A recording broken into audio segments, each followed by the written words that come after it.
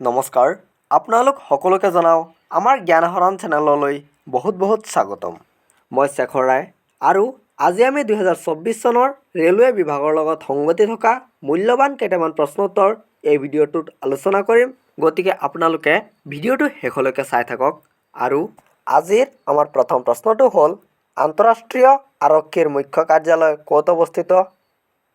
ইয়াৰে option B France দ্বিতীয় প্ৰশ্নটোত কৈছে ৰাষ্ট্ৰসংঘৰ মুখ্য কাৰ্যালয় ক'ত আছে ইয়াৰে চাৰিটা অপশ্যনৰ ভিতৰত অপশ্যন সি নিউয়ৰ্ক 3 নম্বৰ প্ৰশ্ন পৃথিৱীৰ গুৰিৰ উষ্ণতা কিমান ইয়াৰে অপশ্যন এ অনুমানিক প্ৰায় 2000 ডিগ্ৰী সেলসিয়াছ 4 নম্বৰ প্ৰশ্ন প্ৰথম ঘূৰণীয়া মেজমেল সন্মিলন ক'ত অনুষ্ঠিত হৈছিল ইয়াৰে চাৰিটা অপশ্যনৰ ভিতৰত অপশ্যন বি লণ্ডন ইয়াৰ পিছৰ প্ৰশ্ন আন্তঃৰাষ্ট্ৰীয় ন্যায়ালয়ৰ মুখ্য কাৰ্যালয় ক'ত আছে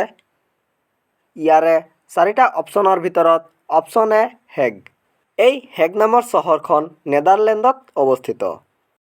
6 নম্বৰ প্ৰশ্ন তলৰ কোনটো ইউনেস্কোৰ সৈতে সম্পৰ্কিত নহয় ইয়াৰে চাৰিটা অপশ্যনৰ ভিতৰত অপশ্যন বি ব্যৱসায় 7 নম্বৰ প্ৰশ্ন আমাৰ সৌৰজগতৰ কেন্দ্ৰ হৈছে ইয়াৰে অপশ্যন সি সূৰ্য প্ৰশ্ন নম্বৰ 8 উদ্ভিদত ড্ৰেছ থকাৰ বাবে পাত সেউজীয়া হয় ইয়াৰে চাৰিটা অপশ্যনৰ ভিতৰত অপশ্যন ডি ক্লৰফিল 9 নম্বৰ প্ৰশ্ন ড্ৰেছ নামৰ হাড় মানুহৰ ভৰিত পোৱা যায় ইয়াৰে অপশ্যন এ ফেমাৰ 10 নম্বৰ প্ৰশ্ন পৃথিৱীৰ ওচৰেৰে প্ৰদক্ষিণ কৰা গ্ৰহ কোনটো ইয়াৰে অপশ্যন বি শুক্ৰ প্ৰশ্ন নম্বৰ 11 ড্ৰেছ ক্ষেত্ৰখনত অসাধাৰণ অৱদানৰ বাবে অস্কাৰ বঁটা প্ৰদান কৰা হয় ইয়াৰে চাৰিটা অপশ্যনৰ ভিতৰত অপশ্যন বি চলচ্চিত্ৰ প্ৰশ্ন নম্বৰ 12 তলৰ কোনজন ব্যক্তি কেতিয়াও ভাৰতৰ বিত্তমন্ত্ৰী নাছিল ইয়াৰে চাৰিটা অপশ্যনৰ ভিতৰত অপশ্যন ডি কমল নাথ ইয়াৰ পিছৰ প্ৰশ্ন ভাৰতৰ ইণ্ডিয়াৰ গেট ক'ত আছে ইয়াৰে অপশ্যন বি দিল্লী 14 নম্বৰ প্ৰশ্ন 2020 চনৰ অলিম্পিক গেমছ ক'ত অনুষ্ঠিত হৈছিল ইয়াৰে চাৰিটা অপশ্যনৰ ভিতৰত অপশ্যন বি টকিঅ' 15 নম্বৰ প্ৰশ্ন ক্ৰীড়া ব্যক্তি জীৱন মিলখা সিং তলৰ কোনটো ক্ৰীড়া অনুশাসনৰ সৈতে জড়িত ইয়াৰে অপশ্যন ডি গল্ফ 16 নম্বৰ প্ৰশ্ন ভাৰতৰ কোনখন ৰাজ্যত সাক্ষৰতাৰ হাৰ সৰ্বাধিক তলত দিয়া চাৰিটা অপশ্যনৰ ভিতৰত অপশ্যন সি কেৰালা প্ৰশ্ন নম্বৰ 17 ভাৰত আৰু চীনক বিভাজিত কৰা ৰেখাডালক কি নামেৰে জনা যায়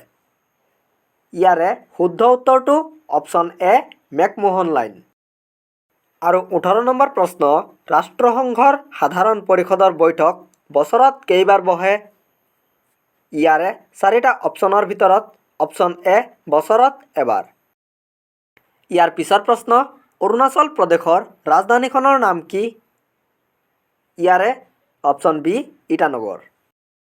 আৰু শেষৰ অৰ্থাৎ 20 নম্বৰ প্ৰশ্ন কোনখন দেশত সৰ্বাধিক কপাহ উৎপাদন কৰা হয়